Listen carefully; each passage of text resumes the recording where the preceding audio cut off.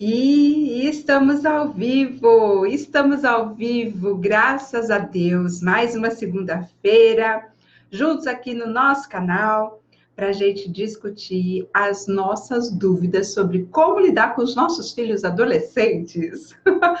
Se você não me conhece, eu sou a Valquíria Lobo, sou a mãe do Tiago, que está com 32 anos, e a Thalita, que está prestes a fazer 19.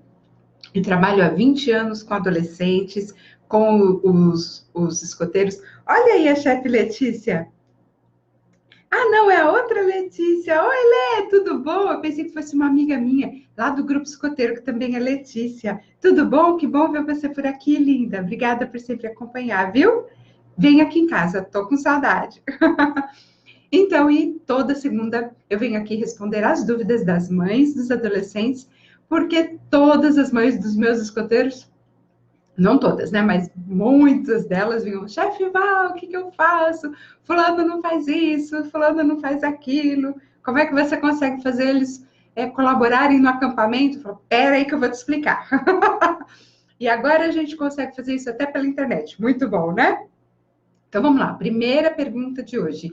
E essa, gente, é bem difícil, tadinha dessa mãezinha. Olha só, eu tenho um adolescente de 15 anos de outro casamento. E sou casada há 10 anos. Meu filho está numa fase que não estou sabendo lidar. Com esse meu marido, tenho 2 filhos, uma menina de 6 e um menino e um bebê de 1 ano. Depois que tive minha filha, meu marido mudou muito o comportamento com meu filho. Ele implica com tudo. Tudo que meu filho faz o incomoda. Ele fica procurando algo para reclamar. Minha filha não come toda a comida. É tudo bem, filha. Meu filho não come, escuta um monte. Mas ele não deixa faltar nada para o meu filho. Compra tudo que ele precisa, leva no médico, enfim, faz tudo que o pai dele não faz. Meu filho começou a não querer mais ouvir. Peraí, que deixa eu conseguir abaixar isso aqui. Não obedece, responde meu marido e a mim também. Implica com coisa boba. Nós temos carro e aonde ele precisa ir, o levamos. Agora briga comigo que não deixo ele andar de ônibus. E como ele não quer aceitar receber ordem do meu marido, está me fazendo chantagem emocional. Me trata mal, me fala palavras que me magoam e quer que eu me separe. Estou tão perdida, me sinto sozinha, pois não tenho com quem conversar sobre isso. Não sei o que faço, porque eu não posso pensar só nele. Tenho mais 2 filhos e que são pequenos. Será que devo me separar só porque meu filho quer? Só porque ele não quer receber ordem, ter responsabilidades? Estou ficando doente com tudo isso. Tadinha dessa mãe. Gente, só um minutinho, peraí. Eu tô com uma alergia hoje, bem forte. Hoje eu não tomei meu remédio, olha, tô até lacrimejando aqui. Mas não tô chorando não, viu? É alergia. Peraí. Ai, socorro! Mas tá tudo bem, vamos começar. Bom, essa mãezinha, então, tá com um problema muito sério. Só que, vocês já ouviram falar de ciclo da realidade? Jerônimo Temel foi a pessoa que me apresentou essa teoria. E ela é muito, muito verdadeira. Vou tentar resumir aqui e depois você vai ver a conexão que isso tem com esse caso dessa mãezinha. Olha só, ela me falou que tem um filho de 15 anos, que é do primeiro relacionamento, e agora faz 10 anos que ela está casada com outra pessoa. Então, olha só, quando ela casou, o filhinho dela tinha 5 aninhos. E quem tem criança pequena em casa sabe que criança de 5 anos é a coisa mais fofa e gostosa do mundo, né? Apaixonante. Aí ela disse que tem uma filha que agora está com 6 anos. Fazendo as contas aqui, parece que então, quando o menino fez 9, a irmãzinha nasceu. Não é isso? 9 mais 6, 15. Parece que é por aí, mais ou menos, né? Porque mês que nasce, essas coisas, mas tudo bem. Só para a gente ter uma ideia. Bom, e aí a mãe está enxergando que depois que a filha biológica nasceu, o marido dela, que não é pai biológico do rapaz, que já é um rapaz agora, né, com 15 anos, começou a tratar diferente. E eu tenho uma outra teoria a respeito disso. Olha, o Wellington Oliveira por aqui, Claudemir. Oi, chefe, tudo bom? Sempre alerta, que bom vocês sempre por aqui. Então, pessoal, olha, estava falando do ciclo da realidade, né? Quando essa mãe diz que depois que a filha nasceu, o marido começou a tratar o filho dela diferente, qualquer coisa que aconteça vai direcioná-la para enxergar isso, vai confirmar essa maneira como ela está vendo a coisa. Só que tem o seguinte, coisas que ela não sabe, que a Letícia sabe, por ser psicóloga. A gente tem várias fases na vida da gente, e uma delas, aos 9 anos, a criança começa a ter o que a gente chama assim, né, comumente, de a crise dos 9. A crise dos 9 é uma fase em que a criança começa a ficar muito chata. A verdade é essa. Se não for procurar uma palavra para isso, gente, minha alergia não está me deixando hoje. Desculpa. Foi até por isso que eu atrasei hoje para entrar, porque estava com acesso de tosse. Falei, não, gente, eu tenho compromisso, o povo tá lá me esperando, vai assim mesmo. Então, tenha um pouquinho de paciência comigo, tá bom? E olha só, ela está enxergando que tudo que o marido faz mudou depois que a filha nasceu. Só que isso coincidiu com 2 eventos. Primeiro,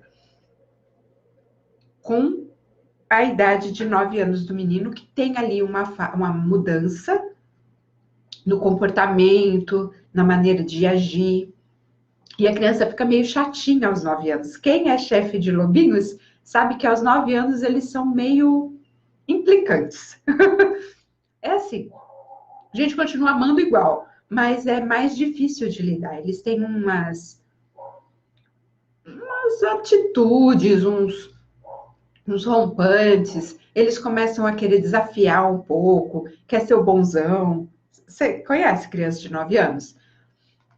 E os psicólogos estudam muito essa fase, né? E eles falam que realmente tem essa crise dos 9 anos. Quando ele está começando a mudar algumas coisas no desenvolvimento psicológico, até cerebral, e começa a ter umas reações diferentes. E a família começa a estranhar muito essa reação nova da criança. E foi mais ou menos nessa fase que coincidiu, olha só, o nascimento de uma irmãzinha, que todo psicólogo, né, avalia que é um momento de uma certa crisezinha ali para a criança. Porque é aquela insegurança, aquele ciúmes, o medo de perder o trono, né? E aí junta essas duas coisas ao mesmo tempo, e você tem aí uma criança um pouco insegura, de estar perdendo o seu lugar de reizinho da casa, né? Porque era o único filho, para ter que dividir agora a atenção dos pais, biológicos ou não, tá? Com uma nova criaturinha, que quando é pequenininha, já é encantadora de propósito, feito pela sabedoria da mãe natureza, para a gente não enforcar, porque quem que aguenta, né? Ficar na beirada da cama, do berço, acordar de 3 em 3 horas para dar mamar, trocar aquelas fraldas, né? E tudo que a gente faz por um bebê, quem é mãe sabe, só muito amor. E aí a natureza ser todo cheio daquelas células espelhos, né? Que são os neurônios espelhos, que faz com que a criança aprenda as nossas expressões, repita as nossas expressões e sem saber acabe aí até usando uma técnica de PNL, que é o rapport, a gente acaba se afinando, né? Todo mundo adora um bebezinho. E existem estratégias biológicas que a própria mãe natureza providencia para que a gente se apaixone pelos bebês, né? Então, tem todas essas situações coincidindo aí. E aí, o fato dele não ser o pai biológico faz essa mãe acreditar que ele faz diferença entre os filhos, né? O biológico e o que não é dele. Bom, aí é outra situação. O jovem foi crescendo, aí começou a pré-puberdade, 10 anos, 11, 12, né? Enquanto isso, a irmãzinha estava ali na fase mais cativante, que é 1 aninho, 2 aninhos, apesar de que os 2 aninhos também são desafiadores, né? A família já está cansada daqueles cuidados que o bebê exige, não dá para ter 1 minuto de sossego, né? Ele está sempre exigindo da gente. Junta também com a adolescência da infância, da irmãzinha, que demanda dos pais uma dose de paciência bem grande. Aí começa os 3 aninhos, a fase do porquê, e a gente se apaixona, se encanta novamente pela criança. Enquanto isso, o jovenzinho tá entrando na puberdade, na pré-adolescência, começando a ter todos os conflitos que ele normalmente iria ter, tendo irmão, não, tendo pai biológico ou padrasto, e que é comum a todas não, né? Todas é muito generalizando. A maioria dos adolescentes e das famílias. Desculpa, gente, perdão mesmo, mas eu não quero deixar de fazer a live. Para mim virou assim um dia sagrado de estar sempre às segundas aqui. Com alergia eu sei, tá? Então um pouquinho de paciência comigo, que a gente vai conseguir. Então vamos lá. Aí, o ciclo da realidade que essa mãe tá vendo é que tudo é diferente para o filho. Se o filho faz alguma coisa errada, o marido não tem paciência com ele. Mas se é a filha, ele é mais brando. E isso ela vai construindo toda uma realidade em que os olhos dela estão focados nesse tipo de situação. Chama ativação reticular. Ativação reticular é fácil de explicar. Quem já teve filho, quando sua esposa estava grávida, quando você estava grávida, parecia que o mundo inteiro estava grávida também. Por quê? Elas sempre estiveram ali naquela mesma quantidade. A questão é que você passou a enxergar mais, você passou a prestar mais atenção. Quem já comprou um carro, por exemplo, começou a perceber que havia um maior número de carros daquela mesma marca, daquele mesmo modelo, né? Circulando por aí. Parece que todo mundo resolveu comprar o mesmo tipo de carro que você. Você já percebeu esse tipo de coisa? É exatamente o que está acontecendo com essa mãe. A retícula dela está ativada para ver um padrão. E aí ela não percebe as outras coisas com tanta facilidade quanto ela percebe qualquer mínima reação do marido contra o filho. Por isso que ela enxerga as coisas desse jeito. É a realidade que ela está criando dentro da percepção dela. E isso faz com que ela haja de uma maneira que às vezes reforça no próprio jovem essa mesma sensação. Isso assim, mesmo que ela não fale nada, algumas atitudes, algumas maneiras de ser, de lidar e até de se expressar não verbalmente, levam o jovem a acreditar nisso também. E entrando na adolescência, ele começa a entrar numa fase em que ele quer confrontar, ele quer testar os limites, e isso é natural. Quer ver o que ela diz? A maneira como ele faz?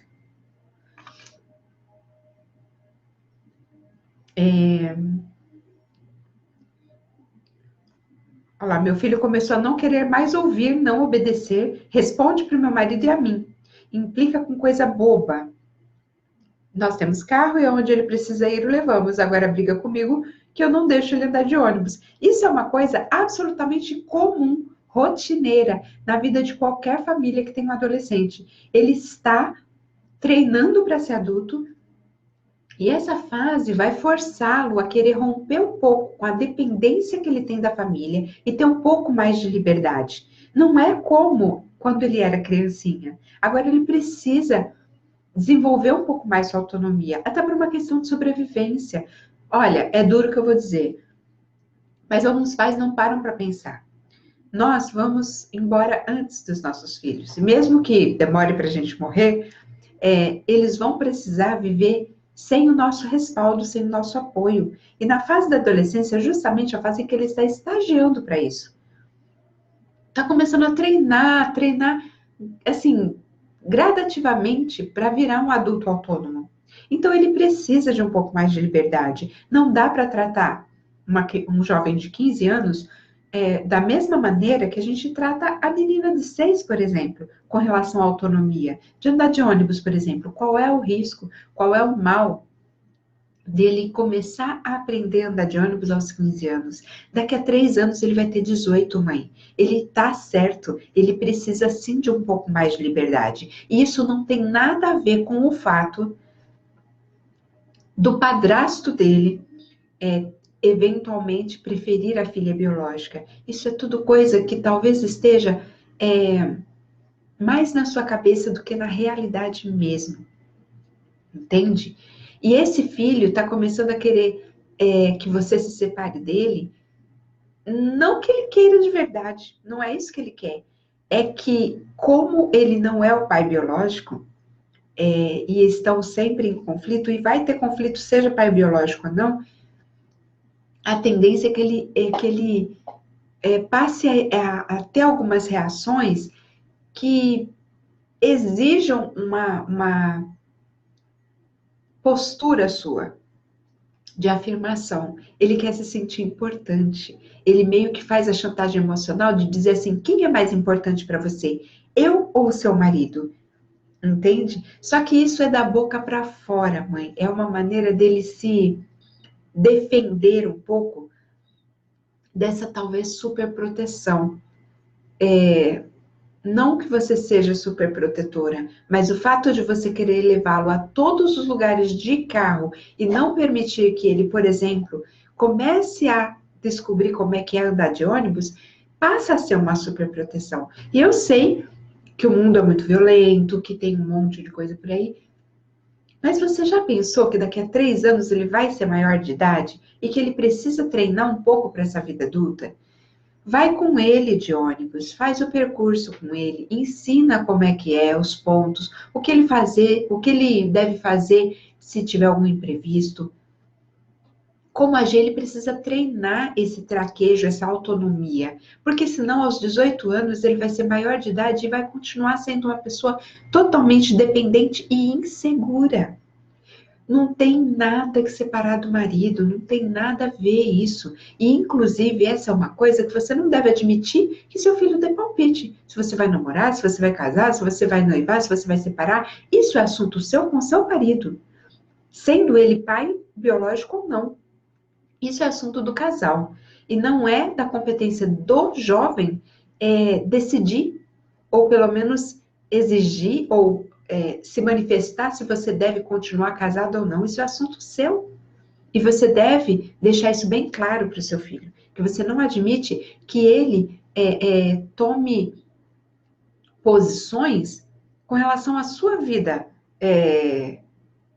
afetiva. Não é da competência dele. Mas, por outro lado, ele tem alguma razão quando ele pede algum tipo de liberdade que não está sendo oferecida para ele e que já era para ter sido oferecida, sabe? Então, assim, o que eu percebo no seu caso, mãe, é que o problema, ele está muito mais na maneira como vocês estão enxergando e atribuindo as razões dessas mudanças no comportamento do seu filho, de não querer mais ouvir, não responder. Isso é normal. É comum em todos os adolescentes. Não é por causa da sua situação de ser casada com uma pessoa que não é o pai biológico dele e de ter, esse padrasto, ter outros filhos biológicos. Não é essa a questão.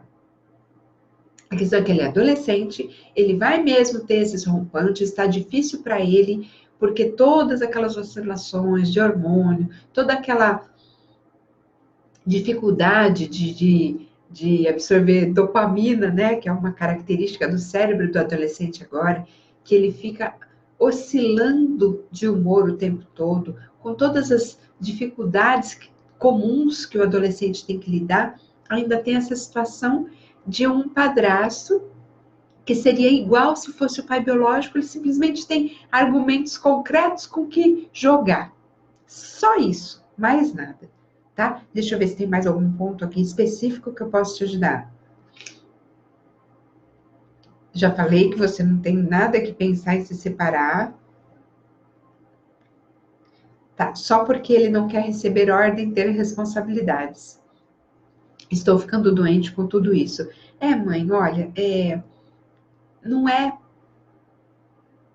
para você se separar, não é nem para você cogitar isso. O seu marido pode ter certeza, acredita em mim, ele não faz diferença entre o seu filho e a filha de vocês por ele não ser o pai biológico. A diferença está que é muito mais fácil, muito mais gostoso você conviver e lidar com uma criança de 6 anos, ainda mais menina, que costuma ter um temperamento mais ameno. Não todas, obviamente, não estou generalizando, mas costuma ser um pouco mais fácil de lidar. Principalmente por ser tão novinha, 6 anos. Essa é aquela fase mais gostosa, carinhosa, que está entrando na escola, está aprendendo as coisas, né? É fácil de lidar. A gente sente um carinho maior, a gente sente afinidade, sente vontade de ficar perto. Entende? E, ao mesmo tempo, lidar com adolescente é muito desafiador. Eles tiram a gente do sério, eles deixam a gente de cabelo em pé. Tem hora que a gente tem vontade de sair correndo pelada, igual dizia minha mãe. Brincadeira. Mas eles realmente têm um comportamento muito desafiador, que deixa a gente muito estressado. Você está dizendo a ponto de ficar doente. É só isso, tá? Como que você resolve essa situação? Muito simples, muito simples. Não é fácil, mas é simples. Separe alguns momentos, tanto você quanto o seu esposo, de ter momentos específicos com cada um dos filhos, tá? Eu sei que você tem um menininho pequeno, né? Um bebezinho de 1 ano, então isso é um pouquinho difícil, mas como vocês são 2, né? Um casal, dá para combinar. Por exemplo, um sábado à tarde, você deixa o bebê e a pequena com o seu marido e vai no shopping, por exemplo, com o seu filho, só com ele. E vai tomar um sorvete, vai tomar um suco, coisa simples, não precisa. Vai na pracinha, sabe? Vai num parque, andar de bicicleta, tá? Depois inverte, tá? Você fica com os 2 pequenos e ele, o seu esposo, vai ter um momento clube do bolinha com o seu filho, tá? Então, eles vão ter aquele momento deles, só eles, sozinhos, fazendo algum esporte juntos, praticando alguma coisa que seja de interesse do seu filho também, principalmente, tá? E isso deve ser feito com cada um dos filhos. Isso vai tirar um pouco essa questão da competição entre os irmãos pela atenção dos pais, tá? E aí você vai perceber. Olha, o Tiago Lobo tá aqui. Ah, o chefe Alceu, você também. Chefe Santiago, que bom vocês por aqui. Fizemos isso quando eu tinha 6 anos e meio. Ah, a questão de ensinar a andar de ônibus, né, Ti? Sobreviveu. Não precisa ser com 6 anos e meio, viu, gente? Que eu era um pouco louca. Na verdade, é porque eu não tinha alternativa. Foi meio que não tinha outra opção. Então, eu ensinei meu filho a andar de ônibus sozinho. E ele andava de ônibus sozinho com 6 anos e meio. E é 6 anos e meio mesmo, porque ele entrou na escola com 6 anos. E no primeiro aninho, né? Ia fazer 7 no final de agosto. Então, 6 anos e meio, eu tive que ensiná-lo a andar de ônibus, 3 linhas de ônibus diferentes. Na época, Ribeirão Preto tinha mais de 300 mil habitantes, hoje está com mais de 700. E eu fiz de um jeito que ele mesmo foi desenvolvendo a autonomia dele. Lógico que foi cedo demais, não recomendo com 6 anos e meio, mas tá aí a prova de que sobrevive. Imagina um de 15 anos, tá? Então, tá na hora, sim, de dar um pouco mais de liberdade para ele, viu? Obrigada, filho, por lembrar. Então, fazer esses momentos de só com um irmão, depois sai só com a pequena, tá? Você sai só com a de 6 anos e deixa os outros dois em casa. Depois seu marido sai com a de 6 anos, deixa os outros dois em casa, tá certo? Porque isso vai estreitando os laços afetivos entre vocês e os seus filhos de uma maneira individual. E isso ajuda a diminuir essa competição entre os irmãos, tá bom? E para de pensar assim, começa a olhar outras coisas. Você mesmo disse, ele faz de tudo pelo seu filho, leva no médico, não deixa faltar nada.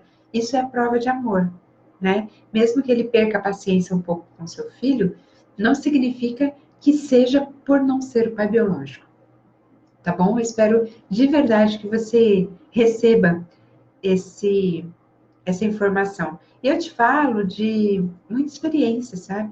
Eu vejo os casais, eu mesma vivi esse tipo de situação.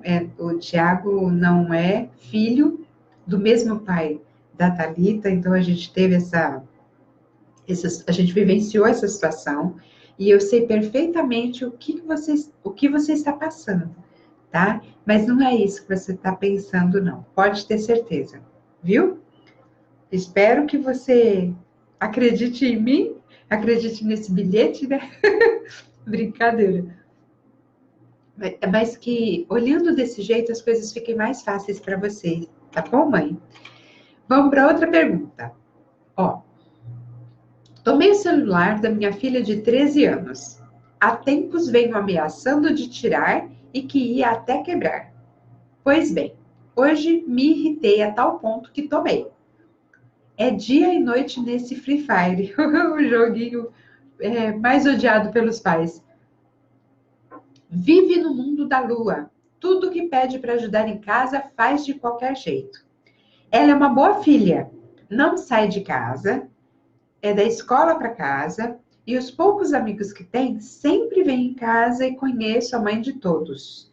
Mas sinto que se eu não frear esse jogo, ela vai virar uma alucinada. Agora terá que fazer por onde para ter o celular de volta. Eu trabalho das 9 da manhã até meia-noite, porque tenho um comércio. Faço de tudo que ela pede. Não acho justo ela não fazer o mínimo, que é manter a casa organizada. Espera aí mais um pouquinho, gente. Nossa, a minha alergia está me matando hoje, desculpa. Mas vai assim mesmo. Mãe, olha só. Eu te entendo, eu sei o que você está passando. Agora nas férias, então, as mães estão pirando. Porque os filhos não estão na escola e passam o dia inteiro no videogame, né?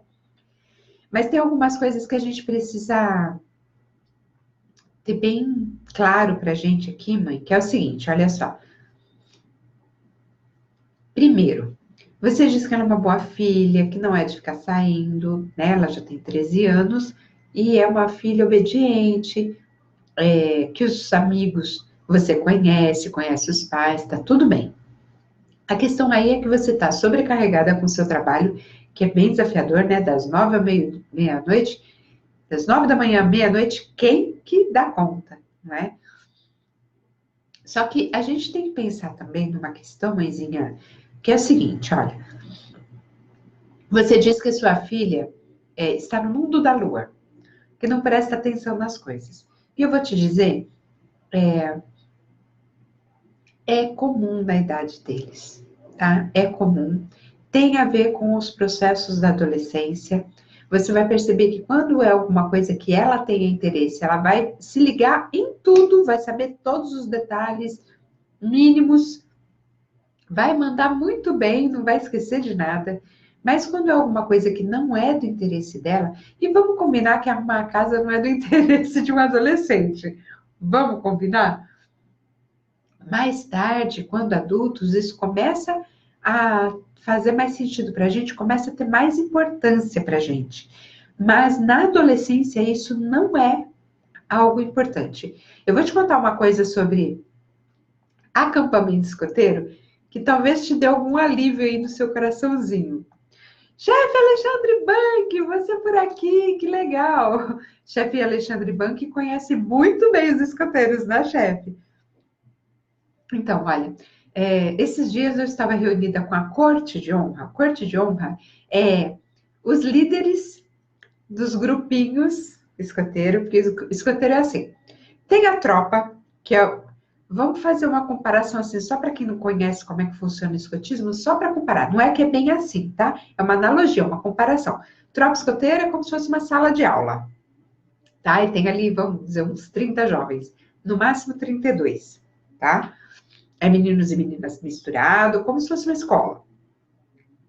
Então, tem ali a tropa. E dentro da tropa, eles são subdivididos em 4 turminhas, que a gente chama de patrulha. E aí, cada um tem o seu... seus símbolos, é como se você... Sabe quando tem, assim, aquelas gincanas na escola, que tem a equipe verde, a equipe azul, a equipe vermelha? Mais ou menos aquilo, tá? Então, tem essas turminhas. E cada uma dessas 4 turminhas tem seus líderes. E os líderes, a gente dá bastante autonomia para eles que tomam as decisões, de o que vai fazer no acampamento, qual comida que vai fazer, que estilo de montagem de estruturas eles vão fazer no acampamento. A gente dá bastante liberdade para eles irem desenvolvendo autonomia. E esses líderes, eles decidem as coisas mais importantes da tropa numa reunião que a gente chama de corte de honra, que é a reunião dos líderes dessas 4 equipes, em que eles avaliam as atividades, planejam as atividades, eles até têm poder, assim, de organizar o calendário, o que vai ser feito, quando vai ser feito, é bem legal mesmo o escotismo. E eu estava numa reunião com a corte de honra, com esses líderes, e a gente estava avaliando um acampamento. E eu e o outro chefe que estava junto, o chefe Alfredo, nós estávamos bastante incomodados, porque eles tiveram alguma dificuldade técnica no acampamento, de modo que eles não conseguiram construir a mesa deles, que eles constroem com bambu, amarrando, sabe? Umas coisas bem legais. E com isso, eles acabaram tendo que usar o chão como apoio para colocar o fogão e fazer a comida. E assim, estava uma coisa um pouco... Vamos dizer que as mães não iam achar muito organizado, né? E nós estávamos incomodados com isso, nós adultos. E quando nós fomos avaliar com eles, né? Eles têm assim, esses líderes têm em torno de 12, 13, 14 anos, mais ou menos. Quando nós fomos avaliar com eles se o desempenho no acampamento tinha sido bom ou não, eles acharam que eles tinham mandado muito bem, que o acampamento foi um sucesso, que foi muito bom, que eles queriam fazer de novo, que estava tudo ótimo, autoavaliação. E vocês acham que, em termos assim, a parte da comida, da cozinha, eles, não deu para fazer a mesa, mas tudo bem, o resto foi tudo muito bem, a comida estava ótima, o cozinheiro soube cozinhar muito bem. E ficou muito claro para mim naquela reunião que o que nós adultos vemos como importante, como essencial, absolutamente está longe do radar do jovem. Ele não está presente para esse tipo de coisa que nós adultos damos tanta importância. Então, aquela bagunça toda no quarto não incomoda o jovem. Ele não acha que está ruim. Ele se sente bem ali, ele olha e fala, tá bom assim, não incomoda. Isso vai vir mais tarde. E quando a gente tem essa noção de que o olhar deles é diferente do nosso, a gente começa a perceber que talvez você esteja querendo da sua filha de 13 anos algo que ela só vai ser capaz de te dar quando já estiver bem mais velha.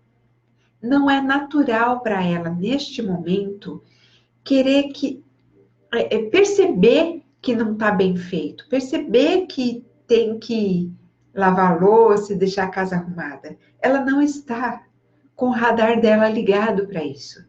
E não é de propósito, e não é por causa do celular. Se não fosse o celular, se não fosse o Free Fire, seria, na minha época, os menudos. Porque eu e minhas amigas, a gente se juntava para ensaiar a coreografia dos menudos. Ou, em outra época, para telefonar para as amigas. Em outra época, para fazer o diário.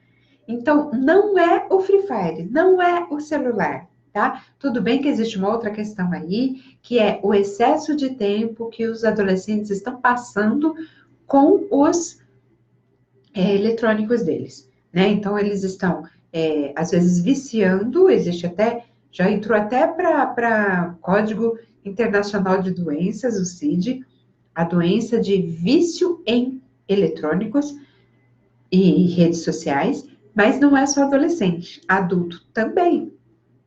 Tá? E está diminuindo cada vez mais a idade das pessoas que estão tendo esse tipo de transtorno, doença mesmo, não é modo de falar, é doença de verdade, catalogado pela Organização Mundial da Saúde, tá? Não é disso que eu estou falando. O que eu estou dizendo para você é que o fato da sua filha ser distraída, dela não dar importância para os afazeres de casa e fazer tudo de qualquer jeito, não está diretamente relacionado com o celular. Você sabe o que a minha mãe fazia conosco? Obviamente não tinha celular quando eu tinha 14 anos, 13 anos, que é a idade da sua filha, mas a gente ficava na TV o dia inteiro. E muitas vezes a minha mãe ia trabalhar, ela pegava o fio da TV, enrolava num suportezinho que tinha atrás da própria TV, colocava um cadeado para que nós não assistíssemos a TV. Só que não adiantava, porque não era a TV que não nos fazia fazer o trabalho de casa. Essa visão que o adolescente tem de que não é algo importante. E tem mais uma coisa. Eu lembro perfeitamente que eu não queria não fazer, eu queria fazer, queria agradar minha mãe. Só que era algo que não era uma prioridade para mim.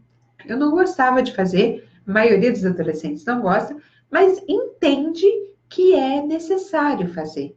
Eu entendia que a minha mãe trabalhava muito e que ela precisava de ajuda. Mas, na verdade, o que eu fazia? Eu falava, eu vou me divertir primeiro, eu vou fazer minha tarefa, eu vou brincar na rua, eu vou assistir televisão. E aí, quando tiver quase na hora da minha mãe chegar, eu vou lá e lavo a louça. Só que às vezes eu me distraía e a minha mãe chegava antes de eu ir lavar a louça. E aí dava umas brigas danadas. E veja, naquela época não tinha celular, não tinha Free Fire. Entende? Se você prestar atenção na sua época, pode ser que você também se lembre de algumas brigas suas com a sua mãe a respeito do mesmo assunto, tá? Então, assim, uma coisa, tem que pôr limite na quantidade de tempo que passa nos eletrônicos e nas redes sociais? Tem, é fato. Como é que a gente faz isso? Senta com o jovem, conversa, mostra os diversos estudos que tem, que comprovam que é prejudicial, que existe, que tudo que é excessivo é ruim. E acolhe o gosto, a necessidade que esse jovem tem pelos eletrônicos, e estudos também mostram que esses jogos, o próprio celular, ele foi feito para manter a atenção dos jovens ali. Dos jovens não, do ser humano, né? Existem mecanismos no nosso cérebro que são ativados por aquele barulhinho, por aquela luzinha, por aquele monte de cores. É tudo feito de propósito, para viciar mesmo, né? E cabe a nós regularmos esse tipo de uso, para que ele não se torne abusivo, tá? Então, a gente explica tudo isso para o jovem e a gente começa a colocar ele para participar do processo de decidir como é que a gente vai resolver esse problema. Então, os jovens sabem que não pode ficar demais. O problema é que eles não conseguem resistir. É igual o nosso brigadeiro, né? Nós que somos mães, aquele brigadeiro, estamos regime, estamos gordinhas, não vamos fazer isso. Aí aquele brigadeiro fica sambando na frente da gente, o que a gente faz? Come. A gente não consegue resistir. E acontece a mesma coisa com a sua filha com relação ao Free Fire. Então, o que a gente tem que fazer é sentar, conversar, chegar nesse acordo de que realmente é algo que, se for demais, é prejudicial, e pedir para ela te ajudar em quais seriam as soluções, quais seriam as regras. Faz ela participar da construção das regras, que vai colocar o limite para não haver exagero. Essa é uma coisa. A outra coisa é a questão dos trabalhos domésticos. Eu entendo que você trabalha muitas horas, mas sua filha precisa de ajuda para se organizar os seus horários, quando ela vai fazer o quê, tá? Inclusive o celular pode ajudar. De que jeito? Senta com ela, discute quando ela vai fazer o quê, né? Quando ela vai para a escola, que horário que ela vai para a escola, que horário que ela vai almoçar, que horário que ela vai fazer a tarefa, que horário que ela vai descansar um pouco, que horário que ela vai jogar o Free Fire dela, ou conversar com as amigas, ou ficar nas redes sociais, que hora ela vai fazer o que ela quiser, e que hora que ela vai contribuir em casa. E aí a gente pode até combinar com ela dela colocar os alarmes, né? E deixa ela decidir. Não tem problema se ela lava a louça logo depois do almoço ou se ela lava a louça no final da tarde. Se ela lava antes ou depois de tomar banho, antes ou depois de fazer a tarefa, antes ou depois até de jogar o Free Fire dela. Não é relevante, mãe. A gente tem tantas brigas para brigar com os nossos adolescentes que tem algumas que é bom a gente deixar passar. Como, por exemplo, a ordem que vai ser feita as coisas. Não precisa ser só do nosso jeito. Por que não fazer um pouco do jeito que ela também quer? Afinal de contas, quem tem que fazer a tarefa é ela. Então, se ela prefere fazer antes, para depois ficar livre para brincar, ótimo. Mas se ela prefere brincar um pouquinho primeiro e depois fazer suas obrigações, a gente só precisa organizar um sistema que vá lembrá-la de que ela tem aquele compromisso. Não se iluda, ela ainda não está com a cabeça focada em ter toda essa responsabilidade. Esse treinamento é aos poucos, devagarinho, que vai se construindo até ela ficar adulta, percebe? E a gente tem que ajudar nesse processo, ajudar a se organizar, tá? E aí tem a terceira coisa que eu queria conversar com você, que é o seguinte: eu não sei desde quando você atribui tarefas domésticas para sua filha. Se você tivesse treinado ela desde pequenininha a fazer a parte dela, talvez hoje fosse um trabalho melhor que ela te apresentaria. Não te conheço, não sei se é assim que acontece com você, mas pela descrição que você fez, o fato de você trabalhar fora muitas horas me dá a entender que você não teve condição de ter tempo de esperar a sua filha ali com seus 4 aninhos a começar a lavar a louça. Mas com 4 aninhos, Val, já vai lavar a louça? Sim, ela já pode começar a lavar a louça. Lógico que você não vai pôr a peixeira para a menina lavar com 4 aninhos, né? Também não precisa colocar todas as louças, as coisas pesadas para ela lavar. Mas é um erro que a gente comete, por exemplo, em colocar as crianças para comerem em pratos e copos de plástico. Por quê? Porque ela não vai aprendendo a como é que lida com aquilo.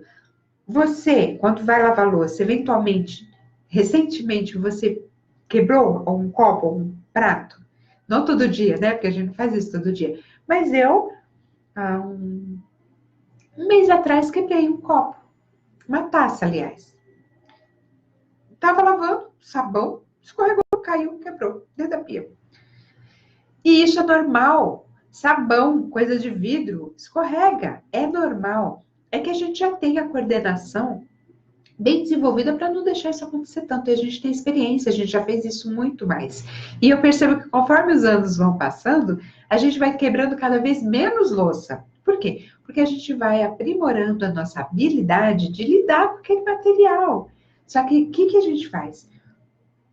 Quando os nossos filhos são pequenos e estão começando a aprender a fazer isso, a gente não tem tempo e às vezes a gente não foi orientado a deixar nossos filhos desde cedo a treinar essas tarefas domésticas. Tem um outro vídeo que eu fiz, que eu deixei ali uma tabelinha de quais são as tarefas domésticas que a gente já pode começar a ir atribuindo para os nossos filhos desde os 2 aninhos de idade. Meu neto de 4 anos, ele adora me ajudar a estender roupa. Toda vez que ele vem aqui em casa é uma farra. Só que é muito mais demorado do que se eu fizesse sozinha. E exige uma preparação maior. Que é o quê? Ele gosta de jogar a roupa para mim. Acaba virando uma brincadeira para ele. Ele joga a roupa. E, obviamente, ele não está ainda com a coordenação motora tão aprimorada a ponto de jogar bem na minha mão. Às vezes escorrega, vai para o chão. E aí o chão tem que estar limpo, porque a roupa está molhada. E se cair no chão sujo, vai sujar minha roupa. Então, eu preparo o chão, eu lavo ali a lavanderia, deixo limpinha, de forma que se a roupa cair no chão, não vai me causar muitos problemas. Mas veja, é um transtorno. Eu tenho que limpar o chão. É um processo mais demorado do que seria se eu fizesse sozinha. Então, eu entendo perfeitamente quando uma mãe ocupada como você, que trabalha das 9 da manhã à meia-noite, não tem tempo de esperar sua filha pequena aprender a lavar louça, a fazer as tarefas de casa. Então, o que acontece? A gente pega e a gente faz a gente mesmo. Porque a vida é corrida, porque a gente tem prazo, porque a gente não tem todo o tempo do mundo para fazer. Só que o que acontece? Quando eles crescem, passam a ser adolescentes, a gente fala, bom, agora você já cresceu, já está na hora de começar a me ajudar. E eu trabalho demais para te dar as coisas, não acho justo que você não faça nada. Só que aí, o que acontece? Essa criança, esse jovem, não teve tempo de desenvolver a habilidade para fazer a coisa direito. Olha, se você procurar lembrar, quando você mesma era adolescente e você começou a fazer as coisas, ou mesmo criança, antigamente era mais comum as crianças ajudarem em casa, né? Porque as mães estavam em casa, dava tempo para ensinar a gente, né? Agora, com a vida corrida, a gente não tem mais tempo de ensinar. Então, a criança não teve tempo de treinar. Quando nós éramos mais jovens, a gente também fazia mal feito. A gente também não lavava tão bem os copos. Minha mãe vivia me xingando, que ela falava que os copos que eu lavava ficavam com cheiro de ovo. E eu pensava assim comigo, como é que fica com cheiro de ovo se não tinha ovo dentro desse copo? Mas minha mãe falava isso, eu lembro perfeitamente. Entende? Então, o que está faltando aí? Está faltando um pouco mais de treino para essa mãezinha conseguir, para essa jovenzinha conseguir desenvolver a habilidade de fazer direito. Só que no lugar de estimular para que ela tenha vontade de fazer e ir aprimorando, a gente critica. Qualquer errinho, quebrou um copo, cai de cima, que está fazendo de má vontade. Passou a vassoura e não estava tão linda assim, tão perfeita assim, a gente já critica, já xinga, né, esbraveja que está fazendo de má vontade. Não tá, mãe, ela está treinando, ela não consegue fazer melhor, por mais que ela se esforce. E aí a pessoa não sabe fazer bem o negócio, é obrigada a fazer. Quando faz, ainda é xingada, ainda é criticada. Que vontade ela vai ter de fazer? Que vontade que ela vai ter de ajudar? Percebe? Então, ó, recapitulando. Primeira coisa, ajudá-la a se organizar para fazer as coisas direitinho. Segundo, dar tempo para que ela desenvolva essa habilidade de fazer as coisas tão bem quanto um adulto. Vai chegar lá, mas ela ainda não sabe. né? E eu acho que isso vai te dando, assim, o exato ponto de ser uma ajuda para sua filha te ajudar. E não uma maneira de abordá-la que vai fazer com que ela tenha cada vez menos vontade de fazer, tá bom? Gente, olha, eu tô realmente com a minha garganta muito abalada pela alergia, não tô conseguindo mais. Mas, mãezinhas, essas duas aí que a gente falou, eu espero que ajude, tá bom? É, acabei esquecendo dessa mãezinha da segunda pergunta. E a outra coisa é organizar com ela a questão do limite do uso do celular, tá? Porque você tirou o celular dela, ela vai arranjar outra coisa para fazer e talvez não seja tão boa, entende? E vai ficar com raiva, não vai resolver o problema, na verdade. Você quer que ela seja mais proativa, que te ajude mais em casa, que seja mais responsável, que seja mais alerta, mas não é tirando o celular que você vai conseguir esses objetivos que você quer. Na verdade, você só vai fazer com que ela sinta raiva de você e não vai conseguir nada do que você quer. Entende? É inócuo, não surte efeito.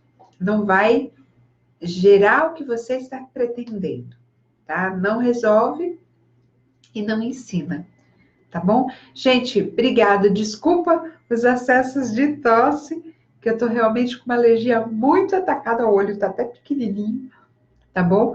Mas eu espero que vocês tenham curtido. E se vocês tiverem qualquer dúvida, pode perguntar, tá bom? Super beijo, fica com Deus e até a próxima. Tchau, tchau.